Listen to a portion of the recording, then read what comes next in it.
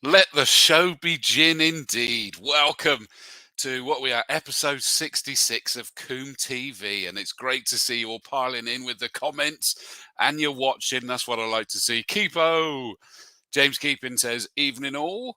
Phil Martin, hi all, have a great time Monday. Thanks, Phil, we definitely will. I haven't even bothered to look at the weather report yet, so if any of you know, keep it to yourself if it's rubbish. Dom, evening, mate. Hope you're well, buddy. We're on the way home. We'll tune in later. Good man. Don't forget you can watch it back afterwards as well. Evening, Mr. Dawes. Evening, Mr. Williams.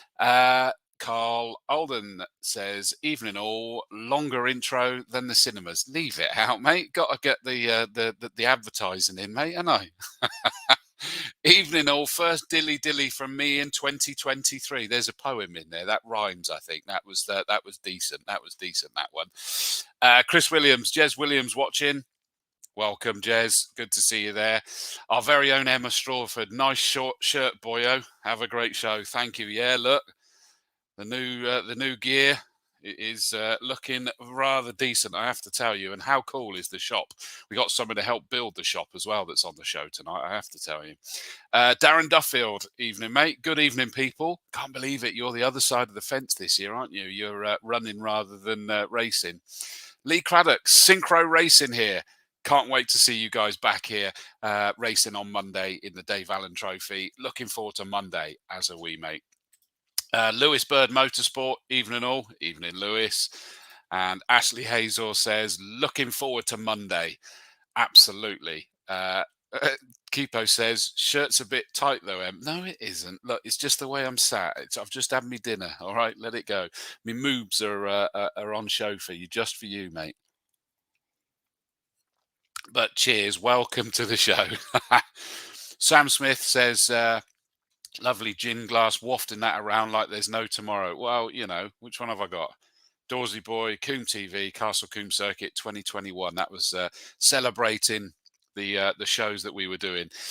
Dan Blake, evening all. He's actually been doing a lot of Clarking this year and a lot more to do, and he's actually going to be out racing, hopefully. They've been busy with that car. Chris James, good evening. Looking forward to Monday. Greetings, Chris, as are we. Cannot wait for it. And what a bumper program we have for us on Monday. Usual thing, starting at 8:30. Oh, goodness me, you guys are commenting quick. I'm loving this. Rob Jones, our very own Rob Jones. Evening, Chris. I'm looking forward to coming along on Monday with Martin Bennett to see the four-wheel side of thing. Well done, guys. It looked like you had a fabulous meet at the bikes last weekend. I was away having a dad and lad day with my pops for the first time since before I started commentating, watching the touring cars at Donington Park. It was a bit wet and a bit cold, but it was lovely to be out there.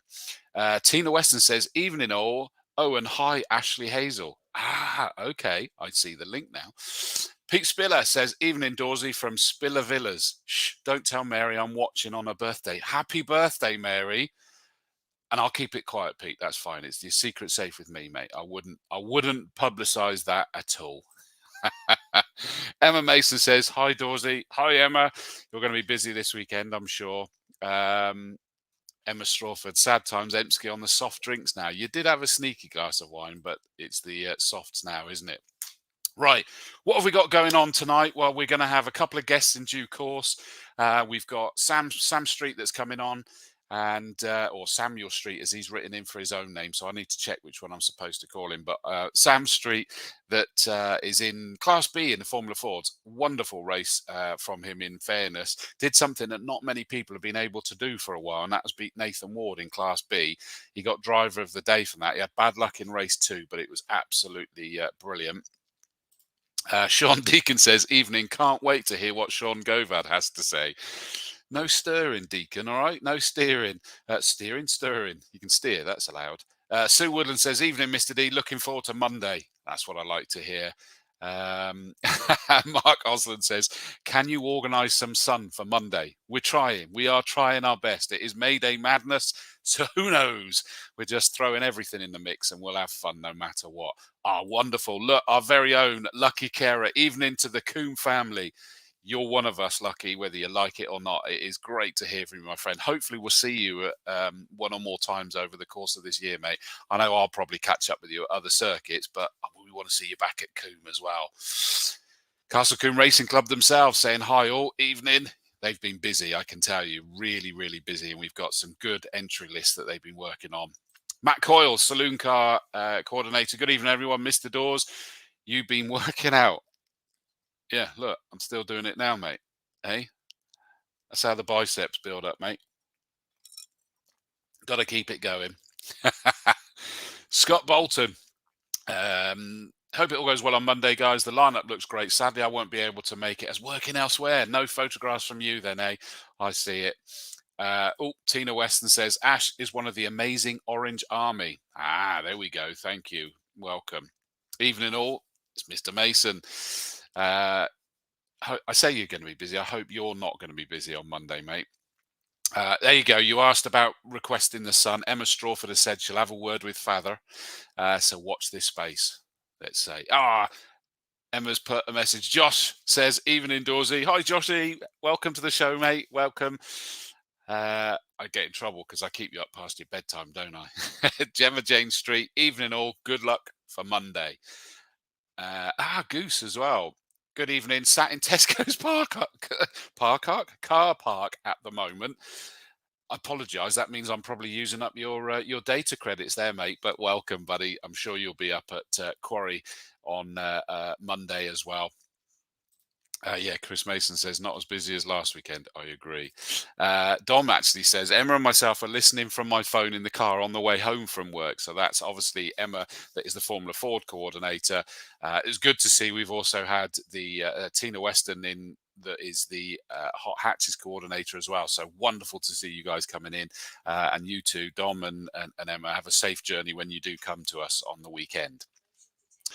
So, yes, as I was saying, 8:30 we get going with the qualifying, and it's the BCV8s. So those things are going to rumble and power through our circuit on the weekend. Where did I got stuff printed everywhere, so forgive me when I'm starting to fluff with paperwork. Whilst I'm doing that, we've got another one of the Orange Army. Chris here says, evening all. Evening, Chris. But yeah, we've got a pretty healthy entry list on the MGB CV8s that are out there, and we've got 1, 2, 3, 4, 5 in Class B. So Ian Werry Thomas, Babak Fazian, Russ McCarthy, Paul Eales and Paul Linfield. Class C, we got Stuart Belfort sharing that car with Mike Chittenden, actually. Oliver Wardle, Andy Young, John Wheeler, Steve Wells, Ken Dreamer, Tim Rides, Chris Greenwood and Ben Tovey. In Class D, we've got Neil Fowler, Ian Pryor and James Wheeler. And they're the super powerful ones from memory. And in the Invitational, we got an MGA coming in with Peter Hiscock. How beautiful is that going to be? Really looking forward to that. Oh, our very own Margaret Talling, who was not at the awards to pick up a special prize. Evening, Mr. Dawes, from the Tallings in Spa-Francorchamps for WEC. See you Monday. I'm very jealous that I'm not out there covering WEC, I have to say. But happy anniversary, I believe, to you guys as well. Is it 49 years, did I see? Happy anniversary to you guys anyway. Apologies if I got the number slightly wrong. I try my best. Matt Coyle, jumping the gun as always, Coyle. He says the classic Bentleys are going to be amazing. I cannot believe we've got these. They were at Donington the other week. And I have to say, look at the size of that entry list for the classic Bentleys. If you don't know what I'm on about, have a look on social media for the Benjafields, BENJA Fields, all one word. And you will see these incredible historic cars that are going to be out racing. And from what I'm told, they do race them hard. And it's just going to be incredible to see these things out. Big, big monsters of cars. I think I've seen some comments from some Orange Army that are going, please don't expect us to push those cars. I agree. I don't think they're going to be able to get those cars pushed in terms of recovery if that's necessary, I can assure you. So that is the main one. I like to see that. Goose says that is a monster grid. I certainly wasn't expecting that. I know what you mean, Goose. I do. I really know what you mean. I was wondering if we would get maybe 10. Let me just check. 1, 2, 3, 4, 5, 6, 7, 8, 9, 10, 11, 12, 13, 14, 15, 16, 17, 18, 19, 20, 21, 22, 23, 24, 25, 26, 27. I know that didn't make good TV then, but 27 of these classic Bentleys, historic Bentleys, big, big tourers and blowers and all sorts of things. 27 of them. How amazing is that? Gareth Haycock says that he's looking forward to racing the Mini in the hot hatch again on Monday. Great, glad to hear it, Gareth. Looking forward to that. And George Walker, who I'm assuming is also looking forward to racing as well in the Mini. Afternoon to you, mate. The Herminator, evening all, arrived late. To be honest, I remember that from Howard's day. You arrived late from further back on the grid and came monstering through the field. Thoroughly entertaining watching you guys in that thing. Chris Mason abusing me for counting those 27 Bentleys. He was amazed that I didn't have to use my take my socks off to keep counting. You're assuming I've only got 10 fingers and thumbs, mate. You know, I come from Yate. Come on. Right. So that's the visiting elements, if you will. The Benjafields Bentley Challenge and the BCV8s. Great to see. We got Sav here as well. Evening, Savage. Good to see you, mate. Hopefully we'll see you out racing at some point as well. Great to see the likes coming in from people. Emma Vokins. Hello, Emma. That, of course, is David George's stepdaughter. I think I've got that the right way around. Sean Deacon, Liz Wilson, Rob Jones, Scott Bolton. Crikey, as you add them, and they suddenly disappear off my list. So apologies, guys, but great to see the likes coming in. Ashley Hazel adding the likes as well. Thank you, guys. Spread the word because we're going to keep this going. And the shows are going to be more regular now as well. Justin Holloway says, really glad to be back at the Dave Allan following last year's withdrawal. Such a great event. Absolutely. Let me just quickly have a look. I'm going to bring up the entry list for the Dave Allan. And I'm going to have a look. The numbers are not bad at all. You never know whether we might get a few more. Oh, Sava said next month he'll be back out. Good man. Glad to hear it. Right, who have we got out in the Dave Allan? It's the 10th anniversary of this trophy, don't forget, so it is a big deal. Matthew Herman says, got a bit lucky with the traffic and the dry track. No, you had a brilliant fight through, mate. It was amazing to watch. More of the same. So we've got Mike Good at the Vauxhall Corsa, Nathan Sutton in MGZR. Number 12, Jordan Billington out in his... I just realised that I've not printed this out properly, I don't think, because I'm going to have to bring up the actual spreadsheet. 2 seconds. Let me put it up here because it's missing things like second drivers where we have them out here. Right, Dave Allan. There we go. That's better. I had it not showing properly. So Yes, Nathan Sutton in the MGZR, Jordan Billington in his Lamborghini Gallardo, the GT3. Oh, number 36. Pay attention here, people.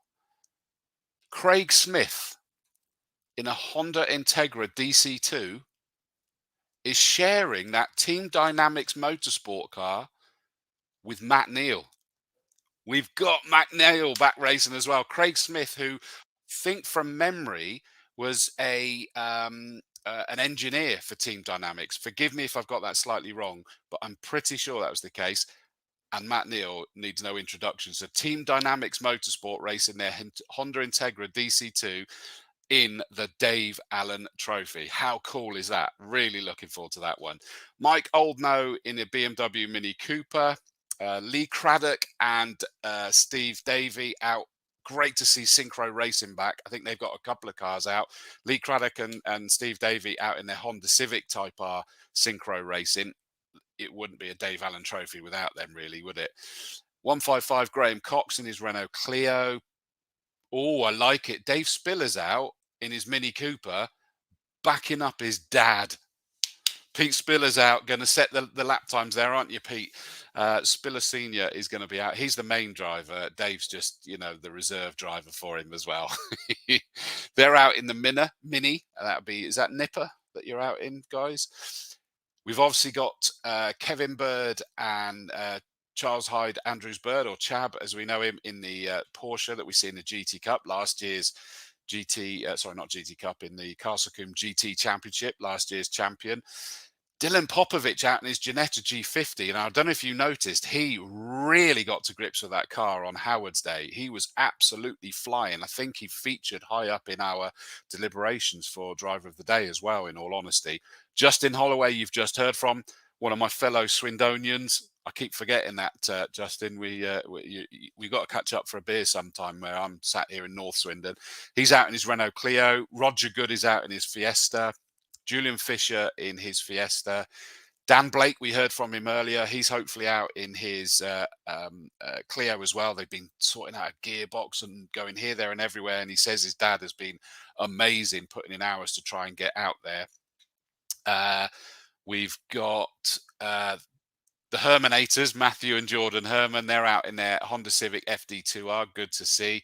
Mark Sear in his BMW E46 M3. We're still waiting for your other car to come out, I think, aren't we, Mark, as well? Adam Preble's going to take his Astra out and fight with these guys as well. We've got Alan James in his Team Dynamics Customer Racing Audi RS3. That looks to me like that's going to be a TCR car, and he's with Matthew Stockford as well. So great to see those guys are out as well. Steve Bracegirdle in his Mini, Daniel Rowe in a Fiesta, Chris Everill. I just missed one there. Daniel Rowe in the Fiesta with a certain Tony Hutchings. How cool to see he's back out and racing. Chris Everill, and unless I'm very much mistaken, and I very often am, as we know, Chris Everill and Ben Scrivens, they're back out in a Ginetta G55, and they're looking to see if they can defend their victory from last year. So they're back again in the 169 car. Jonathan Fish in his Renault Clio, Gary Franks in his Mini Cooper. And we've got a Honda S2000 out that hasn't done anything other than been driven to a garage to get its MOT by all accounts, with David Smitheram of Classic Sports Car Club fame and Tom King.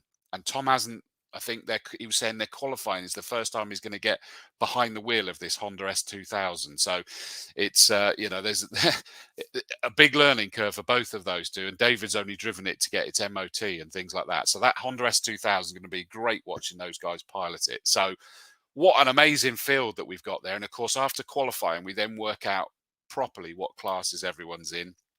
And there are cash prizes from memory, aren't there? Is it that we've got cash prizes in it? I think it is. I'm trying to remember now that or was that the City Cup type thing that we've got later in the year? I can't remember. You guys probably know better than me if you're the one answering it. Dom Hazel says, looking forward to more frequent Gin Thursdays. The plan is at least one a month. That's where we're going with Combe TV again. It's a contract in place now, properly set up. And yeah, the plan is that we're going to be doing at least one a month. It's supposed to just be one a month. But as we saw, I did one last week for the bikes as well. So you never know.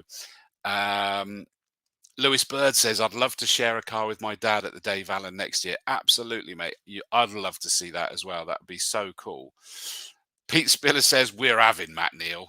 He's gone, isn't he, mate? He's gone. You've got him beat, no problem. And I got it slightly wrong. Nooper. I wasn't far off, Pete, was I? I kind of was alphabetically close, wasn't I? There's enough letters similar there. Darren Gillam says, plenty of Swindonians out there, Chris. Sorry, Darren. Sorry, mate. Let's all have beers then. Let's all go. Let's go to the Strawberry Thief or something like that. We'll all catch up, mate. I quite like gin, in case you didn't know. So we'll catch up there. It'd be good to catch up with everyone. Stuart Tinker Taylor. Hello, Chris and co. From a camp, softcore and fuffer fan. See you Monday. Emma says, what, no Corvette for Mr. Smitheram? No, he's in the S2000 for that one. It's from one extreme to the other, really, in a vet and the S2000. And Tim Perry says, I believe that you're right, Dorsey. I might screenshot that because that's not very often that gets said, let's be honest. Well, Stuart Tinker Taylor saying that he's a fuffer fan. Let's move to talk about Formula Fords. And I'm delighted to say that I've got a guest on. I got, as I say, a couple of guests, but the first one I'm going to bring on is a Formula Ford racer. Absolutely fantastic weekend for him last time. And I think he's going to get even better. He did come joint ninth in the championship, the overall championship last year. Cracking performance. Was on for a second great performance before the heartbreak in race 2. And he got our driver of the day, which I have to tell you was a very hotly contested one. But he got it this time. Let me just quickly, I'm going to do this because I've created a segue before I bring him on. And we're going to have our next guest.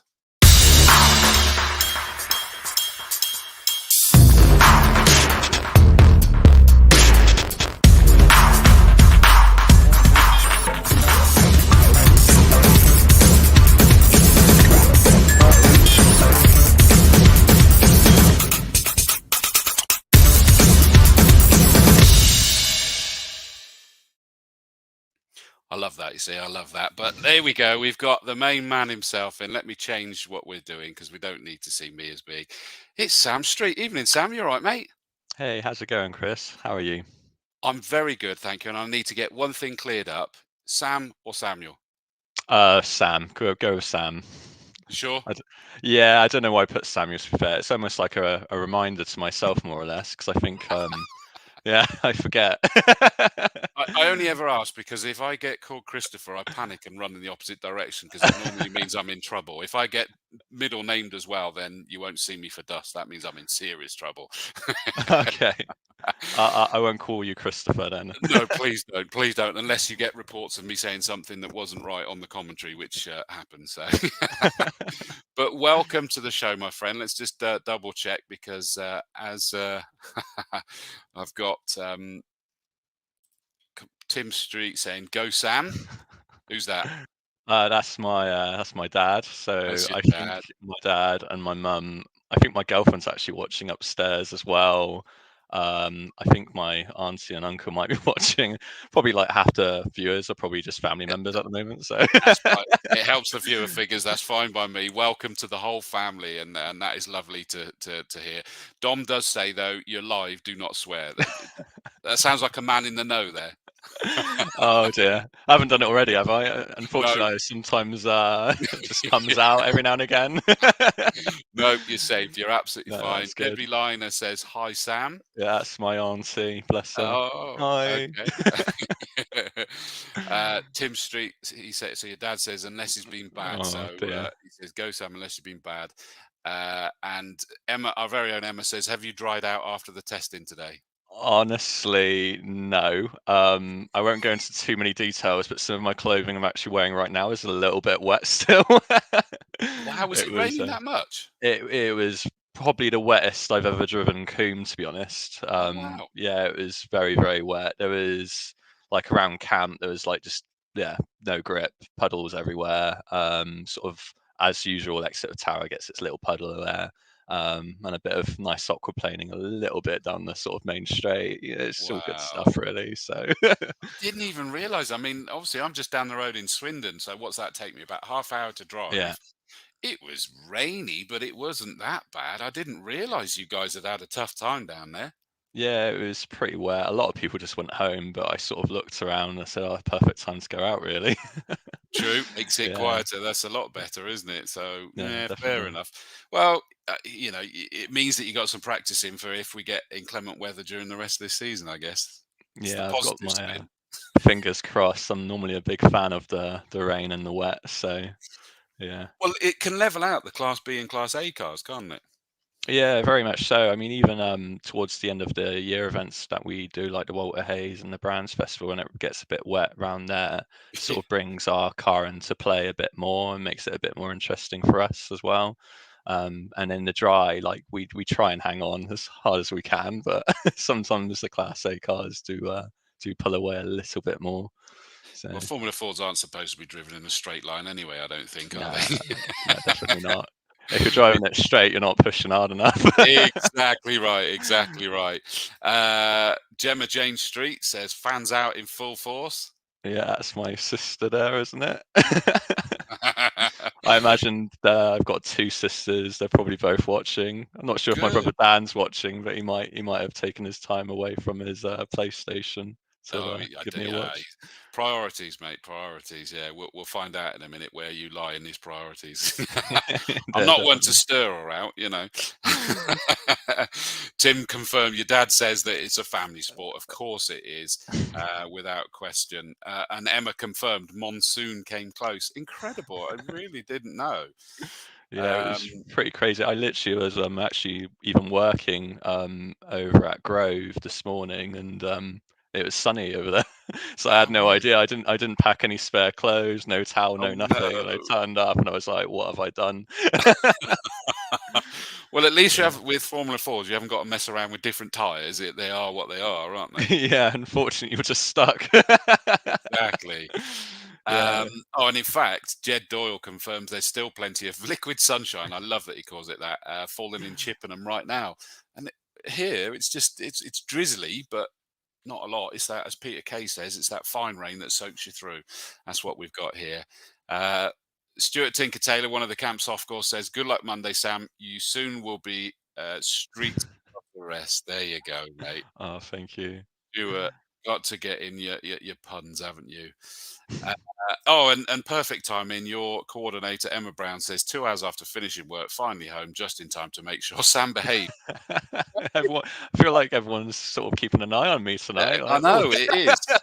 Right, final one before. Sean Wynn, hello, mate. We missed you on last week's show because you were over in Ireland, I think, on the two wheels. But one quick one I'll put up, and then we're going to move to asking you some questions. Hi, Chris. Hello from Dawn and Andy Butcher at the B42's Motorsport. We'll be there Monday, running the car for Claire Pensome in a second ever weekend. Give us a shout out. I'll give you a wave from pit lane again. Well done, guys, and obviously they do some great stuff with the Orange Army as well. Right, Sam, moving over to you. First things first. Speak to me. How long have you been racing? oh my God, how old am I? 14 years, I believe, Really? actually now. Yeah, I started when I was 13 years old in a sort of national autograss car. So dirt track oval racing. Yeah. Had like a little classic mini as my first sort of car, which I was quite fortunate. My mum and dad would support me from like quite a young age. I think my mum was pretty convinced I was really into motorsport before my dad. It took him a bit longer, I think, but then he went as soon as he realised, he was like, "Let's go." Wow. But Were yeah, they into racing themselves or not? uh, my dad's very much sort of like he actually did a bit of grass track hot rod sort of banger race. Well, it's not banger racing, but it's like non-contact hot rod Yeah. sort of stuff when I was really really young. And he got into that, and he was really good at it. And I dare say when we go-karting every now and again, he's always like, "I'm right on your ass, Sam," and I'm like, "That's not a swear word either. That's a That's fine. legitimate." That's fine. He's like, "Yeah," and I'm like, "Oh God," I always get a bit nervous when I go with him. Like, what if he catches me? But yeah, he got me very much into the sort of motorsport in general, and yeah, from a young age, I sort of picked it up when I was 13, started racing, and even mechanicking before that, to be honest, because he had a rule of thumb saying if you want to race it, you have to run it as well. And I was Yeah, like, yeah. Oh, wow. oh, okay, I'll give it a go. And then realized I was hopeless at mechanicking for a very long time. But eventually we moved on with Swift Cooper, and then they sorted me out. So Right. but yeah, I gave it a go, and yeah, so been racing a really long time. I did national autographs racing for, I think it was 7 years. We did that for. We progressed from like racing like a sort of standard mini to sort of a more heavily modified sort of mini pickup, which was like a fully space framed machine. It was really extreme, really, Yeah. really cool. It would rev up to, I think it was like 9,000 RPM out of a naturally aspirated 1.1 litre A series engine. Is that the Um, ones they show at the Autosport International? And when you boot it, the mm, fronts lift up. Yeah, so they have them at the Autosport show. They tend to have like their own segment, and they're also in like live shows. So Yeah. the ones in the live shows would be like the Class Sevens, and like the specials. And Yeah. then my sort of car was a sort of a Class 4, so it's not as heavily modified as that, but it was still, for me, it was really, really cool. So I really, Yeah, I yeah, bet. loved it. And then in that period of time, towards my end of time, I was working with, well, towards the end of time of racing and national autographs racing, I started doing like a college degree in motorsport, and eventually went on to do university studying motorsport engineering. Started working with solely motorsport Yeah. for a couple, 2 or 3, I think 2 years or so. And yeah, sort of fell in love with Formula Fords from there really, and Ah. yeah, moved. That's where that love came from. Mm. Because I was going to say is that it must be very different going from the tracks, the cars, the type of racing to suddenly a Formula Ford on the likes of Coombe. Yeah, definitely. I mean, when I started Formula Fords, it was a very big learning curve, to say the least. Yeah. I think the first time I actually went on track in general was actually on my ARDS test as well. So I sort of realized I probably should have done a track day or something, but I just sort of went with it. And it just happened to be wet on my ARDS test as well. So I was like, it was just, yeah, just chuck it in, yeah, go for it. Yeah. But yeah, it is a bigger sort of learning curve. I think the thing that surprised me is when I did the dirt track racing, is how little grip I actually had, but I never really realised. And then coming to sort of more sort of circuit tarmac, even when it's wet, I'm just sort of saying, it's all right, to be fair. So So is yeah. that is I was about to say that's something that an advantage for your knowledge, your confidence, your bloody mindedness, probably in the fact that you kind of go, I'm used to not having grip. Yeah, yeah. Honestly, it's like just sliding around today, even like aquaplaning every now and again. I'm like, yeah, this is okay. Like Yeah. this is fine. I can imagine Yeah. that's mad. So how long ago was that you stepped into the Formula Ford? Oh goodness, it must have been. I think it was uh, eight, 8 or 7 years ago. I Oh, started Formula really? Ford racing. Yeah. So I started off being self-run. Me and my dad, we gave it a honest go. Only had a few arguments every now and again about setup Yeah. and yeah. But yeah, no, it's been quite a while now. We sort of had other we sort of we've been in and out of Castle Combe every now and again. I think last year I think might have actually been our first sort of full season, possibly. I can't remember if we did Okay. one earlier in my when I started, but we sort of been dipping out in and out of quite a few different sort of championships. So we've dipped in and out of like the Heritage when that was going. We did a few BRSCC rounds. We like to do the Walter Hayes and Of the course. Formula Ford festivals. And yeah, and obviously we love Coombe as well. Being the local one to like turn up to and get Absolutely. Yeah, stuck because into. you're Burnham on Sea, is that right? Yeah, so I was born in Burnham-on-Sea, and unfortunately, due to work commitments, I've had to relocate. And fortunately, I'm in a nice area, but not in Burnham-on-Sea anymore. But yeah, originally born there, raised there, everything. So I'm a Somerset lad, always at heart. So Right, the roots are still there. yeah. Incidentally, again, I said I'm not one to stir it, but Gemma Jane Street says, "And your minions." So you had your minions there as well. Yeah, definitely. And your dad confirms we've been having fun, and that's the key thing, isn't it? What's the chances then? I'm just sort of thinking, we've been talking about the Dave Allan, and we've got sort of like a few dad and lad situations going on, sharing the car. What's the likelihood in the future of you and your dad jumping into something that can enter that together? I think it's an ongoing project at the moment. He has got his arts license, so Wow. it's just I think you need to convince him, to be honest, Chris. Like I've been giving it my all for a while, but We want yeah, to see you out there, Tim. We want to see the streets out in the Dave Allan. We love seeing dad and lad setups coming out on those. It's such a great story to go for. And you've got everybody I speak to that does it, it means the world. mhm. I'd love to do it with him. I think it would be a really good laugh, to be honest. It'd probably get really competitive between us both, but I'm not sure how the like evening meal or evening curry would go. Yeah, But but teamwork together, mate. Share the car. That'll be fine. You share a car in the Dave Allan, it'll be teamwork together. That's yeah, what it should definitely, be. Uh, definitely. oh, another one. Where did it go? Vicky Rachel says, "Come on, Tim. Yes, that's my girlfriend upstairs at the moment. We'll wave up to her Yeah, up there then." just get the broom and start knocking on it. Yeah. And your dad, yep, he's confirmed he's got his license. There Yeah, you go, Tim. We got to get you out, mate. yeah. Definitely. He's even And got his helmet as well. See, he's got it all then yeah, sorted. Dom confirms he can vouch for you having fun. You guys definitely enjoy yourself and swear by the sounds of it. But there we go. Joe Shingler says, one of the Orange stalwarts. I know you are, Joe. Hello, mate. I'll be at Combe on Monday. Good man. Thank you for that. Oh, and I didn't realise that. Tim says I was good in the Fun Cup car. So he's been in the Fun Cup car. yeah. So we have done a little trial in a Fun Cup car. I think we've done two goes in it. You must have had fun in the Fun Cup car. Yeah. So They are yeah, mad, that's aren't they? They are bonkers. yeah. They're pretty cool pieces of equipment, to be honest.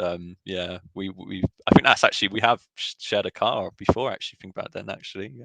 We've both done a joint test day in a Fun Cup car previously, and it was yeah really good, to be honest. I always find them amazing to commentate on because they are long races, aren't they? Well, like, I don't know, 6 hours, for example. Mm, And yet it can multiple times it's suddenly still been down to three cars side by side crossing the line next to each other. It's just ridiculous. yeah, no, it's an awesome competition, really, and I yeah, I think that's the appeal there, isn't it? Really, Absolutely. and even the 25-hour Spa race they do in Yeah, of Belgium, course. Yeah. and the grid size of that, I was just like, oh my It's god, mad, isn't it? It like just yeah, disappears off into the distance, the grid. And I agree with Jed's comment. Fun Cup at Coombe would be mega. yeah. Absolutely. I would adore that. That would be so good. We are getting other people stirring it up now because Tim Perry, one of Orange Army, says, come on, Tim, you can do it, wink. So, yeah, they're trying to get you to drive together. Dom says Tom should chase Sam in the Brabus. Yeah, my dad's got a little cool smart car sort of Bravis thing. It's yeah.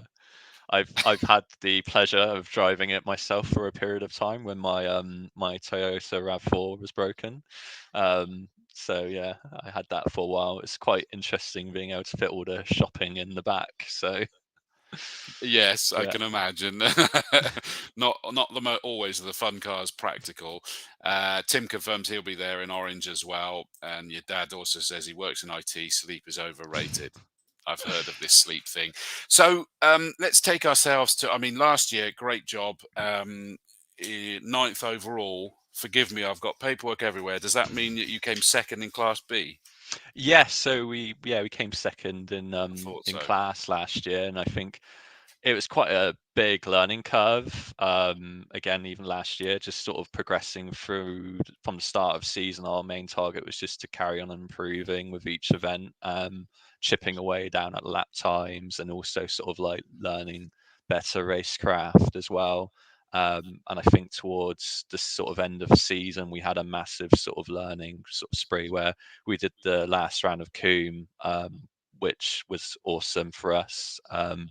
And then moving straight into the festival and the Walter Hayes again, we just in that span we did a lot of like learning really driving wise and even car setup, and it was quite surprising I think actually coming back to Combe at the beginning of this year and sort of just thinking we've still got the same pace as what we had at the end of last year. And yeah, I think we're just getting faster and faster now, so it'd be nice to hopefully at one point keep up with the Class A cars at the more front end of the pack, but we'll see. Maybe later this year we'll catch them. Well, I mean, it's certainly, forgive me as I'm just rooting around my paperwork to try and get the right bit. It's here somewhere. There we go. So the Formula Ford. So the races. I mean, the race number one, it was 7th overall, but more importantly is that you won Class B. And we're involved in some amazing fights, absolutely incredible. Before we go to the good part, you had a problem in race 2, didn't you? What was that? Yeah, so unfortunately, I actually had a fueling issue. So basically, we just weren't getting fuel to the engine. So effectively, I was unable to really exit third gear. Oh, And wow. we just had no power basically. And it started quite early in the race, and it was sort of just about bearable, where on the corners there was just like a starvation of fuel, and then it progressively got worse and worse. And then it got to the point where actually I was just trying to throttle manage and stop the engine from sort of cutting out pretty much. Jeez. Yeah, so I was quite thankful to have finished the race. A bit disappointed that we had the issue, but yeah, quite thankful still got to the end really at the end of the day, because I think this year in particular with the sort of pace we've got, I feel like we want to give the Class B Championship a good run for its money this year, hopefully, and hopefully not let Nathan run away with it too easily.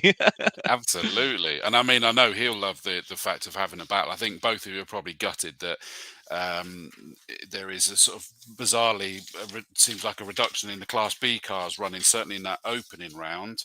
Mm. We've got another one in. Sean Macklin's back in Class B this time, so there's 3 of you running in that. But in reality, that opening round, it was just didn't matter because the fight was amazing. I mean, speak to me about that race number one. It looked like you just were able to pick up battling with anybody. Yeah, I like to pick a fight. So yeah, no, it was really exciting from my end because, well, I say exciting. I was pretty nervous at the start when I saw a load of cars at my rear end, and I was just there like, oh god. And the slipstream was really, really powerful, I felt as well. So it's just really difficult to break away. So as soon as I realised that, I was like, I've just got to go a bit more on the defensive, really. After noticing there was a bit of a gap to the next set of cars up ahead, it was just a case of sort of realising Nathan was behind me. My main battle was with him, and just trying to not well defend but also go quick. And Which from memory, that is why you because basically what happens is that as each of our, so for those of you who don't know, is that there is a Driver of the Day award that is for our local championships and series, and it's really hard. It's us commentators that have to sort of pick that between the 3 of us, and I guess it makes sense that it's us because we're kind of looking at everything that's going on up and down through the length and breadth of the field. And you try not to make it just automatically every time someone that's won outright. You're looking for people that are doing something, different that stands out. And for us, it was like, I'm sure I recall you overtaking as well. You were defending just incredibly without it being gross defense, if that makes sense. mm, And we were really, really impressed. So we end up shortlisting as we go through each race. And in all honesty, I think you were shortlisted in the second one until you had your problem, which obviously then removed you from that, as you can imagine. But we yeah. still felt, come the end of the day, it was a Driver of the Day performance for that. I mean, give me an insight then. Does that mean anything, that Driver of the Day award? Means a massive amount at the end of it. Sort of like coming away from it. I mean, I felt like race one for me was a really good, strong result, and I came in. We were all really hyped up in the team. My dad was hyped up. My sort of like, I think my biggest fan, Jeeves. He's a really his family really. He comes to all of my events.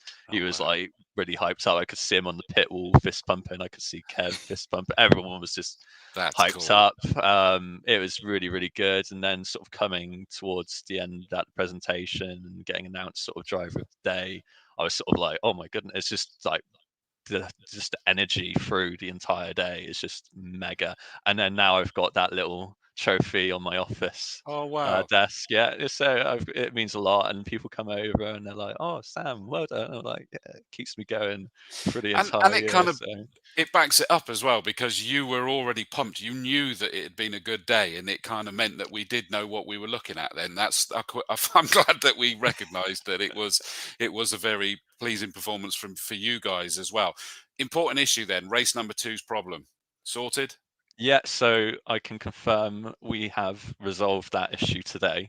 It was a bit interesting with all the water because it caused some other issues for us, but Oh we no. fixed those as well. So Oh, we've had a good. really good day of reliability solving. So all of that's all sorted, and we're going to go into Monday with a sort of target of obviously repeating what we did in race one, really, and carrying that on. Don't think we can manage a double overtake though this time. So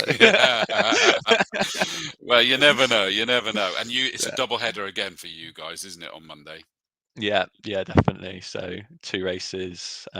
So hopefully, yeah, we'll have two good races opposed to just to one, and yeah, carry on with our sort of good progress we're making at the moment. Just quickly add that Emma Brown, obviously your coordinator, was so happy for you getting Driver of the Day, truly well deserved, and proud to present you the Driver of the Day trophy. So that's good. It meant something to your coordinator as well. Oh. Um, Final couple of questions, because then I know that Sean's waiting it in the green room. Hi, Sean. I can see you back. He's waving at me. He's I waved can't back at see you him. then as well. Oh, just quick one. Amy Rendell says, "Yes, Sam, you'll smash it again this Monday." Yeah, that's my cousin. I tell you, There we it's go. all It family is. members, isn't It it? is. Sean, you got something to keep up, mate. Go and get your family. They got to be watching you as well, mate. You got to keep the numbers up. And that's. Oh, I didn't actually spot that. Good to see you've got a good Yeah, glass just as well, mate. I saw. To be honest, I was actually upstairs a minute ago watching the stream from the dinner table, and I was like, "Oh, you've got a really nice gin glass there." And I thought I was going to drink out of like a little cup, and I was like, "Nah. You started it now. I have. I've got to That's bring the why I gin got game." bought these. I've got this one, and then there was an award one that I got from Coombe as well. And it just means I had to do somewhere if on the longer shows where Tom Davis, you'll remember it was the Davis and Dawes show at the start for those who've watched it throughout, and he bought me these metal straws that go in it just because it slowed down the drinking, because the problem is it goes down a bit too quick and easy with this big glass, doesn't it? I don't think that's a problem though. Yeah, okay. Louise says, looking forward to Monday. Unfortunately, missed Howard's Day. I was gutted. Well, good to see that you're going to be back on Monday, Louise. That's brilliant. Speak to us. Final couple of questions then is what is your goals this season? Oh. I'd like to think that goal wise, it's quite easy to say, oh, you want to go better and faster. And I'd love to take the fight to Nathan this year for Class B. That's probably the main target for this year. Sort of like moving away from, say, later in the season when we do the festival and Walter Hayes. Like, yeah, we're going to look to contend very strongly in those events as well, basically. And hopefully just whatever we race in basically is just compete at the front of the pack where we can. Yeah. So yeah, just take it to them. Yeah. Good. That's what I like to hear. Well, then, for the very last question, then, remind me, sorry, Sam, how old are you? I am 27. I had to think about that one a little bit. Yeah, Hey, 27 at the moment. I So know yeah. that feeling. I know that feeling. I've forgotten how old I am. But what are the, say, next year and longer term goals? It's really hard to it's all budget dependent really with sort of future targets. If we had the budget, we'd do a lot basically. I'd do everything I could. There's even like realistically, there's like the Formula Ford European sort of rounds. At one point, we were just like dreaming about doing that. Would love to even say whatever we could afford to do. Really, it's all just really tight. Even this year, we've got old tires from last year on the car at the moment, so yeah, we're sort of very limited on budget. But yeah, we're just do what we can really with that. And at well, yeah, at minimum, we'll just carry on doing what we're doing now, and we'll just keep pushing really and see what we can get. Like it. That sounds Yeah. good to me. The important thing is we've got you at Combe for this year. We got to see you enjoying your target. By the way, Emma's stirring now. She says, "You sure about that?" And she means that you're 27. I know No, my he's not. hairline's it's not right. There's I know. nothing wrong with that, mate. There's nothing. Yeah, Mine's been like this for as long as I remember. So it's a choice, right? absolutely, I Yeah, call it a yeah. solar panel for a love machine. That's Yeah, what it is. exactly. It's Eh? actually aerodynamic as well. So Of course, absolutely. That's the yeah, one. Listen, Sam, thank you so much for coming on, mate. I do appreciate it. It's a great opportunity to give a face to a name and a personality to the driver. Well done on Howard's Day. More of the same on Monday. Keep it going, and hopefully we'll be catching up with you on the microphone plenty of times at circuit as well. yeah, please do. Looking forward to it. Yeah, it's been a pleasure. Thanks for having me, Chris. No, Oh, I look, there appreciate. he is. That's Jeeves.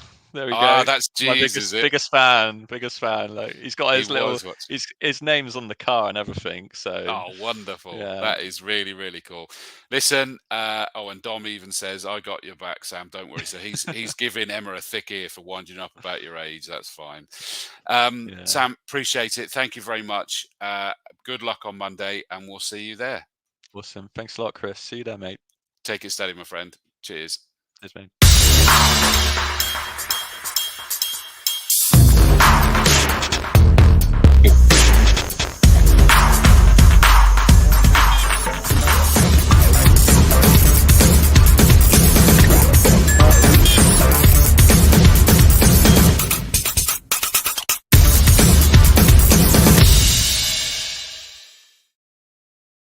So that was great to catch up with Sam. We're now going to bring in our second guest, and it's a man from the hot hatches that I absolutely adore this car, as does he, I know, because he does it as just to be as bonkers as possible. I think that sums it up as well as anything, and it really is an absolute weapon. Let's bring on Sean Gover. Let me switch that round. You can have the limelight, mate. Good evening, sir. Good evening. How are you? Yeah, I'm good. Thank you, my friend. Yourself? Yeah, not too bad. Not too bad.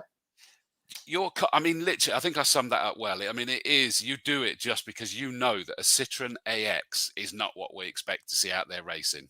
No, it's not. And after having the 106, I obviously had a small accident before I had the AX. So that was one of the reasons that I probably changed to the AX. I talked to Will about it while I was racing. And then we just decided, it's a little bit lighter, but it's exactly the same sort of floor pan. Everything fits on it. So expense-wise, apart from buying the shell, it wasn't too costly. So that was the reason we went down there. And it's just something different. I don't think many people race the AX. So No. it does turn heads. So yeah, I'm well pleased with it. No, I mean, it is. It's just wonderful to watch. And I knew that story, that it was like a Trigger's broom type thing, isn't it? That you've picked up the old car and put it in the AX. Yeah. And it's all down to budget at the end of the day. I probably couldn't have, afforded to do maybe another 106. It was reasonably cheap when I bought the AX.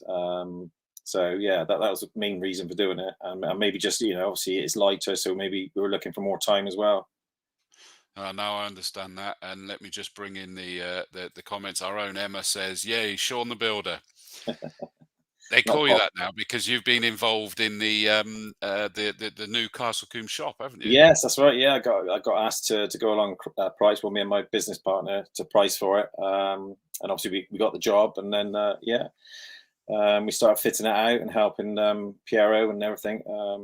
Yeah, it was a good experience there. I really enjoyed it, and as I say, like meeting Les, does all the groundworks and everything around, and other team members. It's really nice to get to know everybody that works there. So it's a good family, I think, a good knit family. No, it really is, and well done on the job, mate. The shop looks absolutely incredible. If anybody hasn't Okay. been there yet, go and check out the shop. It is just an awesome space with some wonderful stuff available in there now as well. Carl Olden says, "Go Vud, go Vud." He's cheering you on, mate. I put a positive tone on that. I'm assuming that's Yeah, what he's. yeah. I'm just waiting for Deacon. I'm waiting for Sean Deacon to say something because I know he's gonna be on there soon. So He yeah, did already say at the beginning. He says, "I'm waiting to hear what he says." yeah. Nothing nice about him. No, no. Wow, there you go. You know, it's absolutely. Your coordinator says an amazing car and a brilliant driver. It is, and I did quite enjoy the banter that you and I had for a little while, whilst you were getting upset that I was caught saying "was racing" too much. Yeah, that was fun. I mean, it was just a running joke through the team and everything that Will was, just driving the car and I was sat in the Absolutely. pits, doing nothing. So yeah, it got to the point where I had to have a word with you and said, Chris, you know I'm driving the car, don't you? Yeah, But you see, we had to go through that phase yeah, where exactly. Will was Yeah, the name, and now you are. yeah, No yeah. one remembers Will anymore, so it's fine. No, It's gone the exactly. other Who? way. Sorry, who? Exactly. You had No, to earn the stripes, mate, and you've done it. And yeah, it was funny though. It was quite a funny yeah. line. No, and the team that he sort of built, Will, he's an amazing driver. I mean, he hasn't been racing for quite a while now, but Mm. back in the day, he's been there, done it. And his experience with cars like the 106 and my car is just second to none. And what feed he gives me, I can tell him what's wrong with the car or what I need from the car, and then we can sort it and work it out. And then, then I have more confidence in the car. And I think that's what a lot of it with the car is, having the confidence to what it can do. I mean, there's still more in the car, but it's just me now. So yeah, Wow, that's impressive to hear. Then is that's a good team, is it? Because yeah, and massively. it can't be underestimated. Is that, and I'm sure Will would say confirm this as well. Is that for you to have the ability to give that feedback? That's not, you can't take that for granted. How difficult that is to give that feedback in enough No, but detail. it's just what you feel through the seat and through the steering and the grip and no grip, or vice versa. So it's just like, obviously the car's talking to you all the time, Mm. and you just want to get the best out of it. And I'm always striving, playing a lot of sport through my life, like rugby. I've always wanted to strive to do better. So I understand how it works, like the sports side of it. So if you can get speak to someone about it and tell them what you're feeling, who knows about it and can better it, I think that helps a lot. Of course it does. I mean, that makes a lot of sense. Unsurprisingly, that's why Jed said the AX is a bonkers little car, exceptionally impressive head turner. It really is. Yeah. And Lucy, My wife. your wife, built his first car at 16 years old. It wasn't actually a car; it was a go-kart.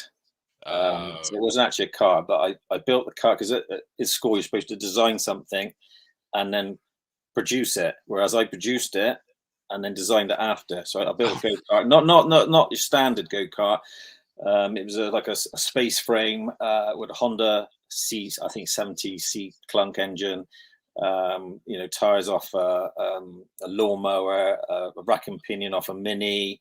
wow. Those sort of things. And yeah, I had great fun doing that then. That's mad. That's one of Yeah. those things that I'd always love to be able to do, but go, no, I wouldn't have a clue. It didn't have any brakes. I never got round to putting any brakes on it. Actually, you need drive brakes. that way round Coombe, sod the brakes, don't you? Thinking about it, yeah, yeah, yeah. Yeah. I mean, did you already know, or was that where you were learning that side No, of thing? not back then. I mean, obviously, when I left school and started driving, me and my friend always used to be a bit crazy, as you do back then when you were younger, and I never really thought about going into motor racing. It was more rugby and football and that sort of thing, and then I've left it really late to start motor racing. I mean, I've only been doing this 6 years now, so I left it really late. But I wish I started earlier, but it's just one of those things that I've picked up later on in life.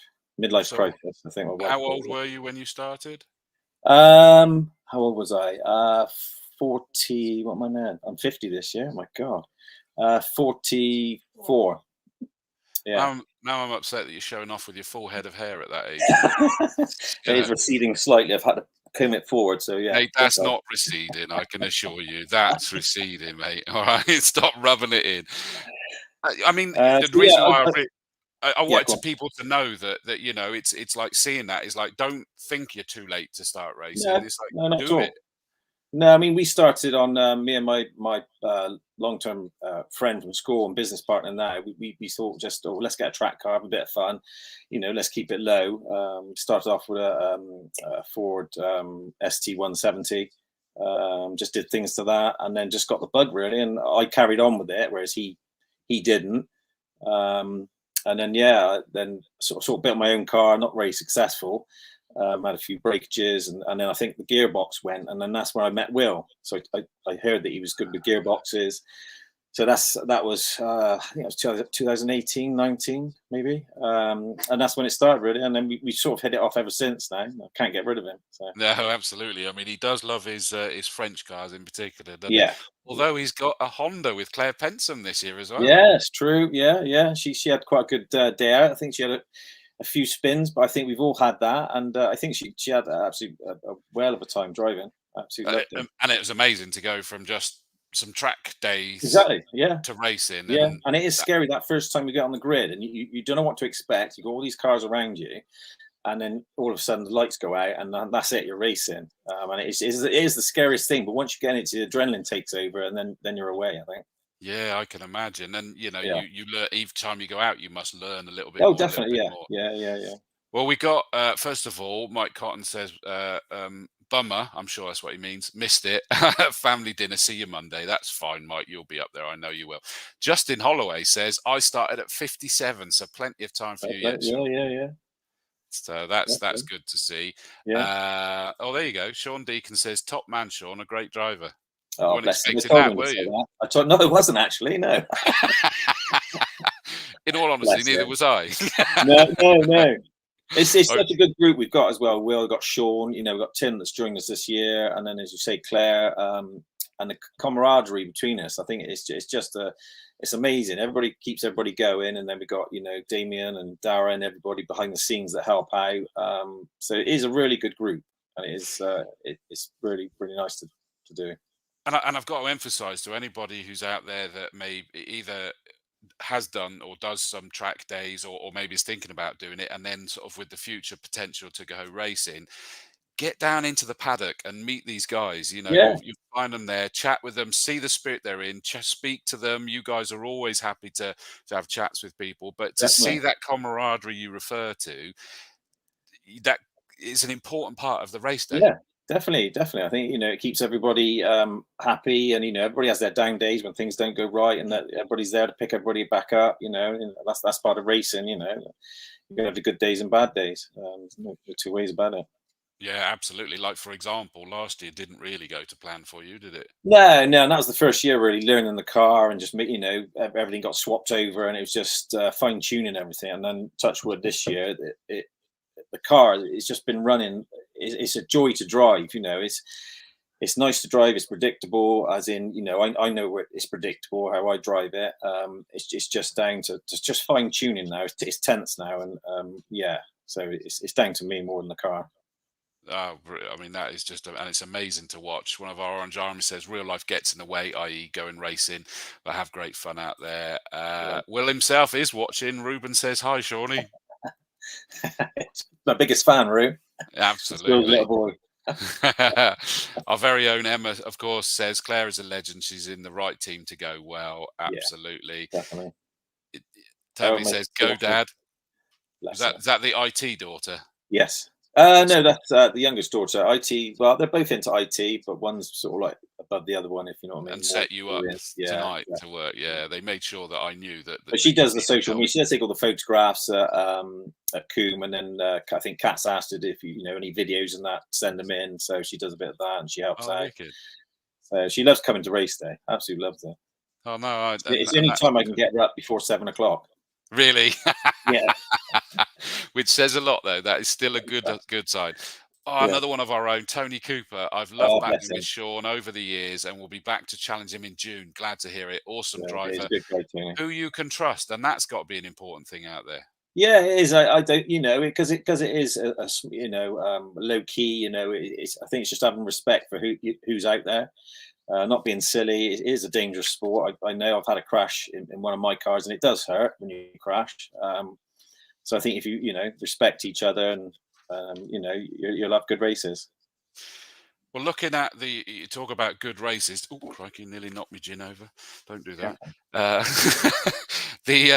Both races, I mean, just pure domination, wasn't it? Yeah, only because Chris. I mean, I was looking forward to a good battle, Chris. I think he's not in my class, but I think we would have to and fro. I think he probably would have come out, but I think he was the first race. He was behind me, and I could just sense that he was just sussing me out a little bit. And obviously, then he had a DNF. Yeah. So then it was a little bit on my own out front. Qualifying was interesting though in the wet. I quite enjoyed the qualifying in the wet, to be honest. Oh, really? Yeah, I did like that. It's probably a bit more sketchy than in the dry, because obviously it's a light car, so the back end's quite light, so it's a little bit steppy on the back. But yeah, I bet. Yeah, because it was proper wet, wasn't it? Yeah. The windscreen started misting up as well. So then, a lot of people had that problem, but we got over it. But that's not what you want. You kind of need to see where you're going. No, exactly. Ironically, both races, the margin was almost identical from first and second. 13.374 in race 1, 13.330 in race 2. You couldn't do that if you tried, mate. Yeah. That's quite incredible. Race, I think it's the worst start I think I've ever had in anything. That's right. I was level pegging with Chris, first and second gear. Then I went for third. Missed it, couldn't find it, went again, third, no, I tried fourth, no, couldn't find fourth, back to third, hit fifth. And I was just like, I could see Chris disappearing and everybody else behind me getting bigger and bigger and bigger. I'm thinking, I've got to find one gear, please, just find the gear. So I managed to get fourth and managed to hold it into quarry and then sort of pick myself back up. But it's the worst start I think I've ever had. That's right. I do remember that. Must have been terrifying, though. It was, because I thought, am I going to pull over? Have I lost a gear? Have I lost something? And it was just me. But to see those cars getting that close, it was scary. So frustrating, but a relief that it was just. Yeah, no, I drove a little bit angry then because that was my fault. So I started reeling Chris in a little bit, but I knew he potentially had more problems, with his drive shaft. So and then obviously eventually pulled over. So it was a shame really, because it was a bit lonely out front. I do like racing, from the back. I like coming forward, racing with everybody and just getting stuck in, We love that too. Yeah, exactly. Yeah, no, it's good. It's good. Yeah, it is. I mean, in fairness, you got the fastest lap in the class. Yeah. 1:15.321. Chris, different class, but his fastest lap was a 1:13.350. So you were still quicker than his fastest lap. Yeah. Was that 13 or 15? Not much in it, admittedly, but you were. In essence, is that it was like incredibly close, and that's what we were robbed of that race, really. Weren't we? I think so. But I don't know if he's out next time, Monday. With his name down. Let me flick through to the hot hatches. No, he's not. He's not out for this one. Has he not got his Peugeot anymore then? Has he only got the Honda? I don't know. I don't know if that's a misprint, maybe. I talked to him. I don't think he has, because he's got a new shell, I think, that he's trying to work on. I think that's where they've had the problem, where they couldn't get the new shell ready, and then they reverted back to the old one, and then things didn't fit right, if that makes sense. So the way he was explaining it to me. I know that he's had that Honda because I've contacted him in the classic touring car racing club stuff as well. But him and Gary Preble used to have those Peugeots, didn't they? That's right, yeah. And they were quick back then, weren't they? They were a quick car. Yeah, absolutely. But no, he's not out there. But we still got, for anybody watching, we still got an incredibly healthy grid for the hot hatches. Thomas Owen, John McMillan, Julia Fisher, Jordan Herman, Robert Watson, George Kimber, Claire Penson, Michael Bland, Tim Fuchs-Bale, Daniel Rowe, Richard Kemp, Jonathan Fish, Kai Barker, Mike Wyatt, Sean Govard, Jeffrey Ryle. Jeffrey Ryle had a good race too. I'm waiting for him to get, obviously it's a new car to him. I know that's Slady's old car, isn't it? That's right, yeah. And I think he's just fine-tuning it now. And I think it won't be long before he's with me. And I think, because back in the day, him and Will, I think, had a few good battles, didn't they? Yeah, absolutely. So I'm looking forward to that, for him to work his way up. Yeah, that's what I said. He will be there. He will be there at some point. He'll be there. I agree, because I mean that Yeah. was a good car as well.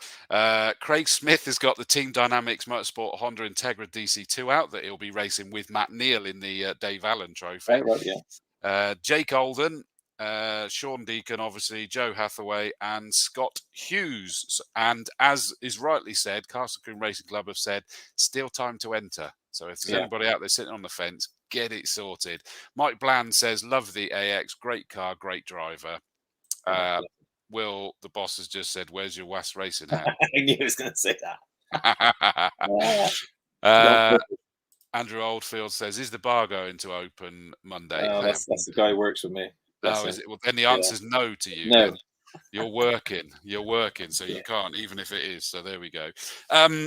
Yes, so great promise with the fact of the likes of Jeffrey Ryle and everything. And we know that the Hot Hatches is a series rather than a championship, but we still sort of have this most winningest at the end. And you've all historically, other than the bad luck you had last year, you've sort of featured there or thereabouts. Is your target to try and yeah, my main target, I think, this year, which I would love to do, is beat Will's lap record, but I think it's just a little bit too far. I think unless I had one of those days where everything just clicked and I lost my brain or something, maybe, but I don't know. Well, would the boss mind it's there, but it's not critical that I've got to do it, but. Surely, if he's working on the car, he's always able to make sure that you don't quite. Just again, I'm not one to stir her out, but no, they're all sort of like rooting for everybody to finish, as best they can, the whole gang. So, I love it. So, quickly going back to you, Sean. So, because as I've said before, is that as well as talking about the race and previewing you going this weekend. Is this a great opportunity for those watching to sort of put a face to the name and a personality to the driver? What do? We know that you're a builder. Is that not doing you justice saying that? Sorry. Well, we do foundation to finish. Our motto is, so we can do foundations, drainage. We build houses, extensions, loft conversions. So we do it all. Okay. So yeah, I mean, we're actually in a static caravan at the moment. We're in the garden, so I'm doing my own house. Which is completely ripped apart. So we got an extension on the back, extension on the side. The main house is being renovated, which I do in evenings and weekends. So if I'm, the only break I get is probably racing from all of that. So yeah. Was that where the bringing it back to behind the wheel, or where did that love come from? Was it purely that it was a break from something, or is there like a family passion for racing? No, I mean, if you speak to my dad, I believe he met you in the commentary box last race, I think. So yes, I'm sorry about that if you met my dad. But he'll say that he taught me everything. And that's okay. No, it was well, believe it or not, when going back many years, when I was 15, she used to let me drive because we used to live out in the country.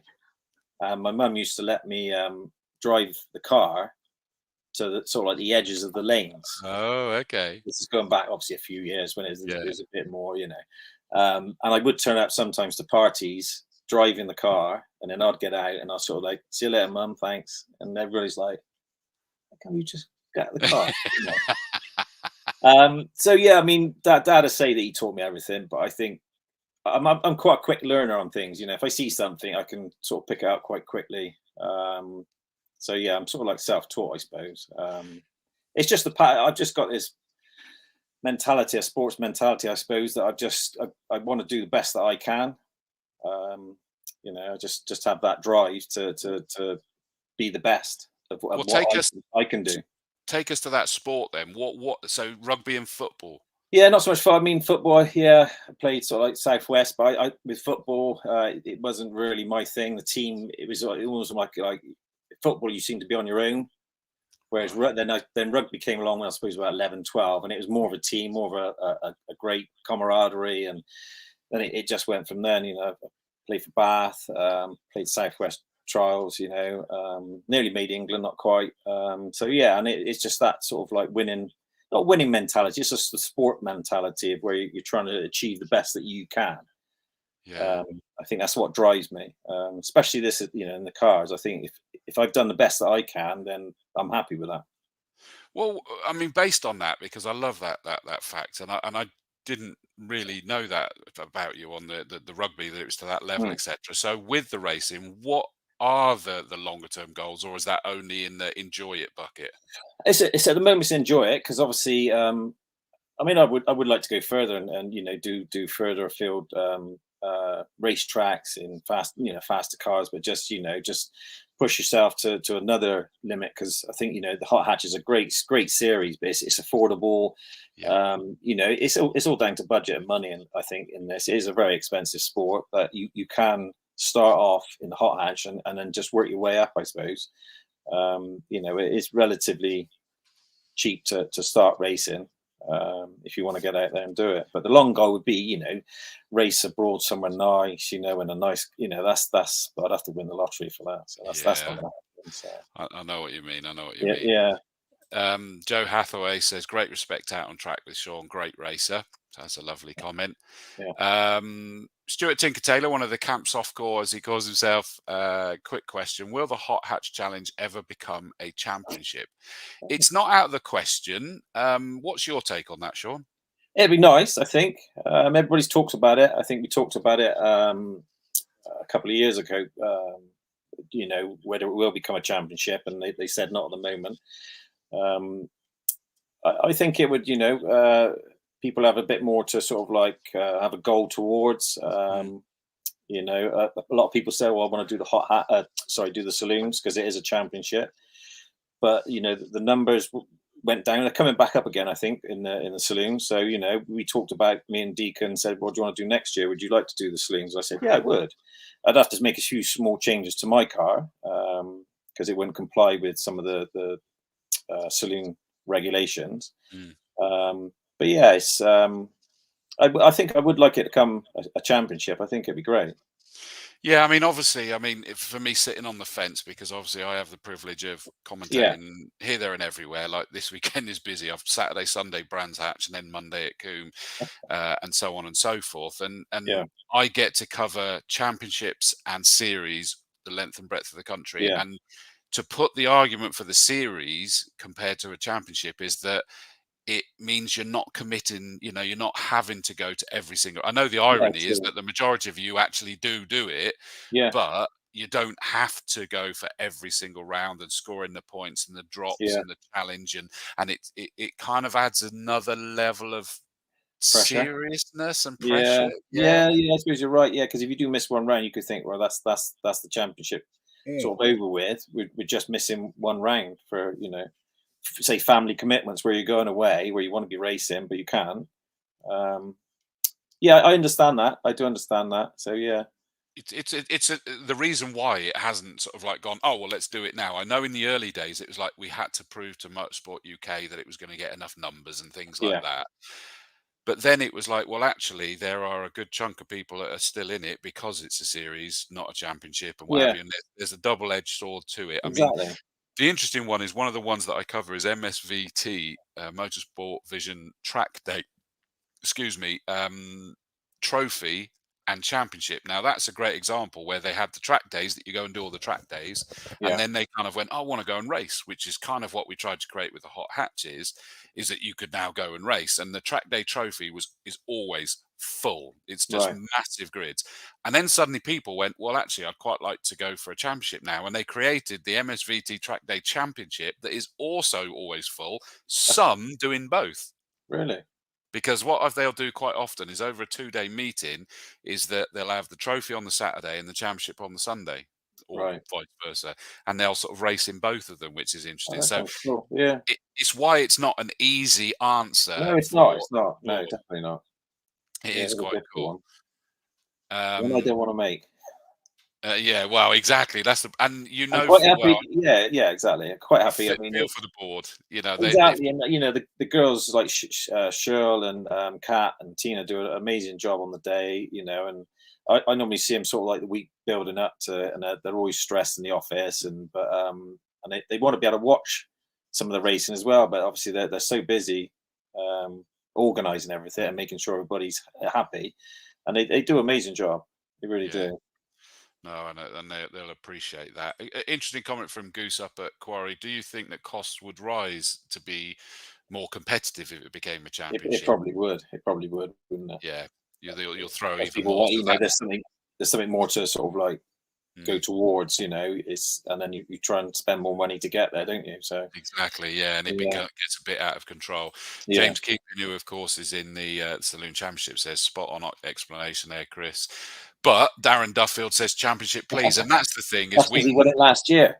of course, absolutely, and Not non-championship, yeah. yeah. But, the key point being is that's kind of proves it. There is that there's the arguments for the arguments against. Therefore, it would never be the right decision because you're going to No, upset exactly. someone. But Yeah. watch this space. Who knows? At the end of the day, one thing that's great is it's super exciting stuff, and it's a single header for you this weekend, isn't it? That's right. Yeah. Yeah. Is that better or worse?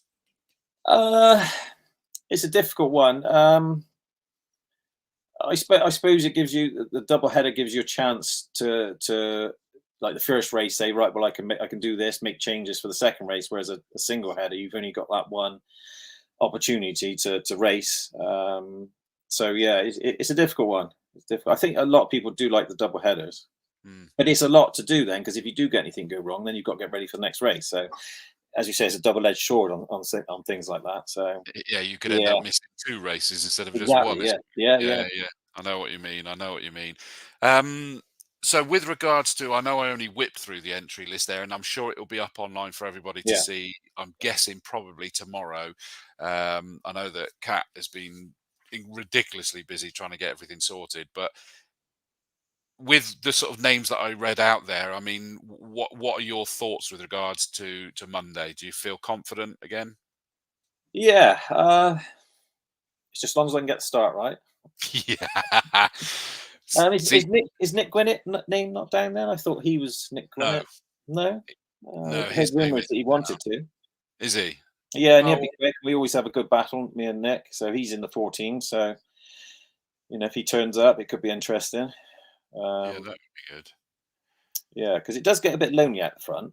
It's not, and what you tend to do at the front is not switch off, but you just tend to sort of try and relax more, and then that's when you start making mistakes and think, well, I don't have to go as fast because you're not being chased by anyone, and that's when you start making mistakes. Whereas if you just carried on racing as flat out as fast as you can, doing the same thing, that's when I think your times start to sort of like come down because you're trying. But yeah, that's what I think anyway. We always say that in the commentary is the fact that you could sort of just see someone that's now pulling away and you go, oh, it's easy. It's like, no, it's a whole new set of challenges. It's really weird because then you're listening out for things as well in the car. Yeah. I didn't hear that before on the last lap. Yeah. You create noises. That's the problem. It's really weird. It's weird. Yeah, I can imagine. Well, Stuart Tinker Taylor, watching from camp every time, he says, no matter what, the hot hatches is great to watch. And, and on that front, therefore, you guys must love, because I know you're racing for you, but you guys do love the show as well. Yeah, definitely.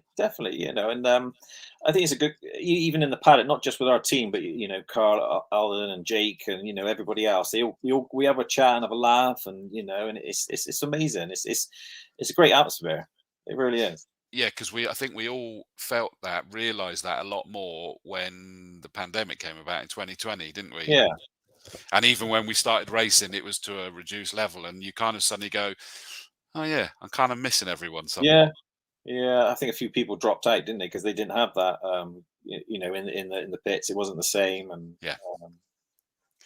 So another no-win situation there. That one, wasn't it? But no, I mean, hence Combe TV was born, is that we sort of missed each other, and which is a lovely testimony to the extended family that we all are, really. And it is. It's one big family. Yeah, it is. It is amazing. Exactly.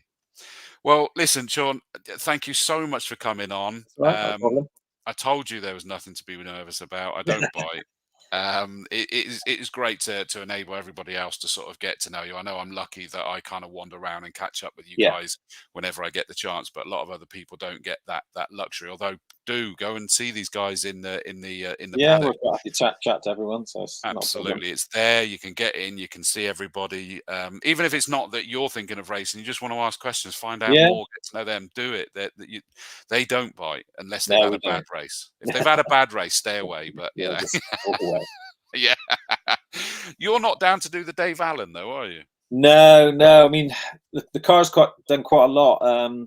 I think at the end of the season it'll be up for a refresh. I think because it's done. This is going to be its third season. I think the engine. Plus, it's done a few charity and track days, things like that. And I think I've got a few more booked in for this year. So it's going to be doing quite a lot this year. So yeah, I want to say I want to do it, but I don't. You know, it's sort of like. Yeah, I know what you mean. Yeah. Yeah, no, I get you. I get you. I understand that. I mean, it might still be open. I was chatting to Kat today that if you did just decide on the day, we still might be able to enter. So Yeah, we'll see. It's a special event, so yeah, they Yeah, tend exactly. to bend the rules somewhat Yeah. for that one. Thank you so much for coming on, mate. No worries. Best of luck on Monday. Thank you. Pedal that AX quick, I'll try. and we'll see you probably even get an interview if it goes well. So Yeah, no worries. thank you for your time, Thank buddy. you. I appreciate it. You Thanks take for it talking to you. steady.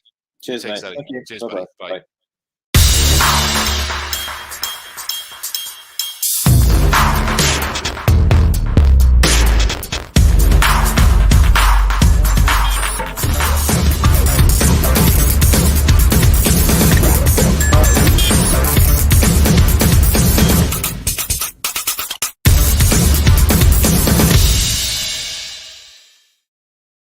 So thank you very much to both of our guests this evening, and I hope you've all found that interesting and useful. It's great. I always think it's lovely that because we don't really get to find out about them very much, do we? And it's just wonderful, not just previewing the race meet, but catching up with a few people. And thank you so much for all your comments coming in. Lisa, of course, that's the better half of the Tinker Tailor side, that one. Sorry, Stuart, but, you know, fair's fair. You've got to say that as well, mate. Lisa says, hi, Mr. Dawes. Have a great meeting Monday. Make sure you have plenty of gin on Sunday to help the throat. The problem is I won't get back home until late Sunday night from 2 days on the mic at Brands Hatch. So I might have to have a sneaky one. You're right, just to sort of wet the whistle again. But I shall probably just have some food and pass out before getting back to the circuit early on Monday. It's a tough job, but someone's got to do it. What haven't I previewed then so far? So we've done the Hot Hatch, the Formula Fords, the Dave Allan. We've looked at the two visiting one. That means that we need to have a look at the saloons and the GTs. Darn it, I've got my paperwork everywhere. Double victory last time round, of course, for the championship winning Porsche from last season. But this time there's a new, I don't know if people realize this, but there's a new thing with the GTs that we're able to do it that you can share a car and you both get the points in that championship, which is really good. So we had father and son in that one as well, with Kevin Bird raced the first race in that number one Porsche, and then his son Charles Hyde Andrews Bird, Chab, he raced the second one, and they both won brilliant jobs and did a great job. Race one, was interesting because we had Keith Butcher out in his new Lamborghini Huracan Evo GT3. How good did that thing look in black? Such a car. And he was actually in our shortlist for driver of the day as well, because for those of you that are there, you must have noticed it, that you could see as that race went on, he kind of got more to grips with that car, didn't he? He got quicker and quicker, and he was working his way through the field, and you could see him just getting stronger and stronger. Sadly, and I don't know the reason why, actually, I'd hoped to get him on tonight, but he wasn't available this time. Hopefully we'll get him on a future show. Is that he wasn't out in race number 2. Is he on the entry list? Let me just have a look. I'm pretty sure I saw that he was. Yes, he is. Keith Butcher's out there in his Class C Lamborghini again, and of course it is Class C to compete with the Porsche. And I'll be really interested to see how he gets on with that one. In terms of the entries, we got Dylan Popovich. I've already said he was getting really strong in that Ginetta as well. Chris Everall we got out in his Ginetta. Tim Davies out in his Caterham 7. Alan Hamilton still looking mighty quick in his Flirtations Flowers Westfield Race Aero. I took the mickey out of him when we were at the media day because he actually managed to snap off his gear stick. He was racing that hard. Kevin Bird, and I'm assuming, and again, I think I've done a bad job with the printing out here. I'm pretty sure that Charlie's with him as well. Jordan Billington in his Lamborghini, Keith Butcher, Doug Watson in his new Ferrari 488 Challenge car as well. That looked beautiful as well, didn't it? So he's back out in that Ferrari, and he'll get quicker and quicker. Great to see that Jamie Sturgis is back out as well in the Golf TCR. So he's making a repeat, racing this year in that. He's quite often dips in and out, but maybe we'll get a concerted effort from him, which will be absolutely wicked if that's the case. So Jamie Sturgis in the Golf TCR, Mark Sear in his E46 M3, Stephen Cohen in his Lotus Elise, Steve Kite in his Mazda MX-5 Super Cup car. That'll be cool. And Matthew Stockford in an Audi RS3 LMS. That's the Team Dynamics car that he's sharing with Alan James. I think that's those two are racing together. But Matthew Stockford's going to be out in Class E in that one for him. Just quickly catching up. Matt Core says, big shout out to Cat and Shell, the people that make things happen. Got called to a Cobra meeting today where chocolate was sorted. Oh, yeah, and that's important, that one, isn't it, mate? The people like their chocolate bars. Dave Weston says the Castle Combe Racing Club Mighty Minis Racing will be having their first round at Silverstone this weekend as well. Best of luck to those guys at Silverstone. Sadly, for reasons I'm not sure of, we're only getting them once at the end of the year at Castle Combe. They're off elsewhere racing for the rest of the year. So best of luck to the Mighty Minis. Obviously, that's the Mighty Minis and the Super Mighty Minis. Have a great racing and stay safe. In terms of the Saloon Car Championship, we have another. Actually, this does look like this is crept up quite nicely. 1, 2, 3, 4, 5, 6, 7, 8, 9, 10, 11, 12, 13, 14, 15, 16, 17, 18, 19, 20, 21 cars on the Saloons grid. That's wicked. Daniel Williams in his Bora, Dave Spiller in the Audi TT, Tony Dolly out in his Seat Leon, Jack Bolton in the Golf, Nigel Marsh in his BMW Mini Cooper S, Rob Ellick in his TT. That I'm still cannot wait to see this evolve. Rob Ellick got 2 fastest laps in that car, but over both races, and I think we're going to see him and Adam having some great battles this year. Obviously, Adam Preble is back out, the defending champion.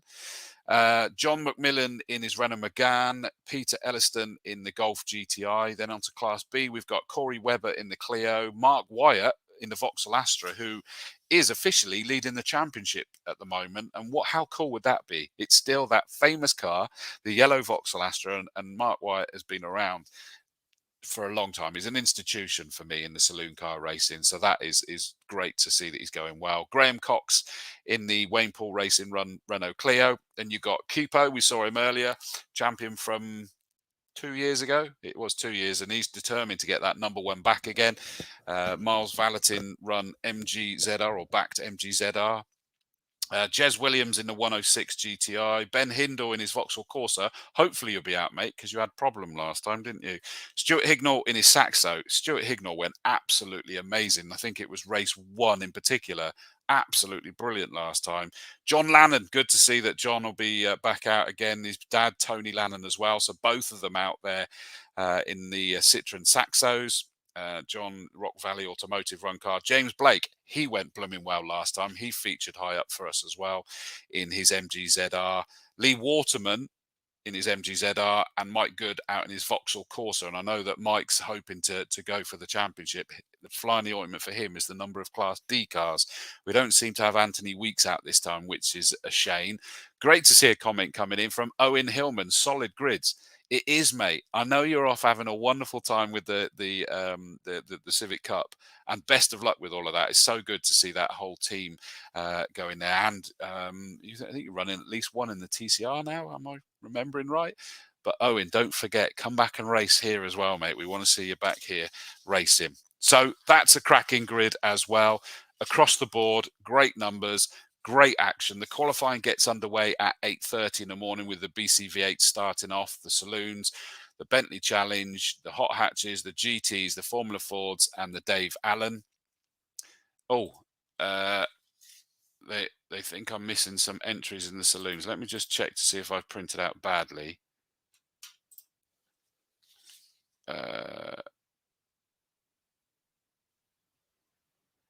Oh, I am. Sorry. I don't know what's happened there. I don't know why I've missed out. Sorry. Let me keep going because we do have a lot in Class D. Thank you for picking that one out on me. I must have pressed print a selection or something and I must have had some selected. Class D, we have Roger Good, Tim Swift in his 106. Anthony Weeks is out in the Grant Motorsport Run Saxo. And Nick Mizzen. Oh, great to see Nick Mizzen's back out in Class D in the Ford Fiesta. I love it when Nick's back out racing. I did see him wandering around last time and put his thumbs up when I was at the commentary box. I was over in Old Paddock that time. I'm over in the main box this time.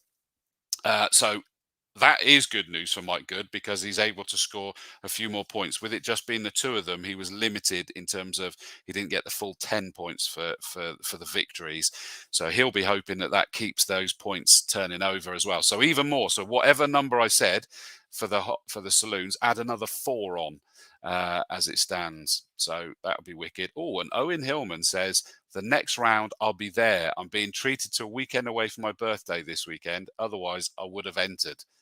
I like the sound of that, mate, and I'm glad to hear that you'll be back racing, buddy. That's wicked news. So, thank you. I'm going to assume that's Kat that's messaged on the Castle Combe Racing Club. Thanks, Kat, for catching that one out. I do need to change my printing. I did it all quickly this afternoon. Not as quickly as Kat was having to do in there, desperately trying to get on top of everybody, but well done to the job. So, 2 races before lunch. We got 11:50 as the first race. That's the BCV8's first of 2 races for them, and the Saloon Car Championship before lunch.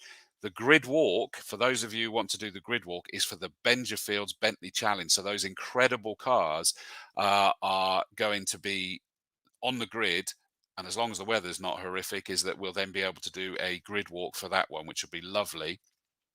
And that is because they're then the first race after lunch break, a 15-minute race from a standing start as well. Wonderful. That's 1 of 2 for them. Then it's the Formula Fords, the Hot Hatch Series, the GT Championship, the BCV8's their second race, the Benjafields Bentley Challenge, their second race, the Formula Fords, their second race, and then it is the Dave Allan Trophy, 40 minutes, pit stops, all of that sort of stuff.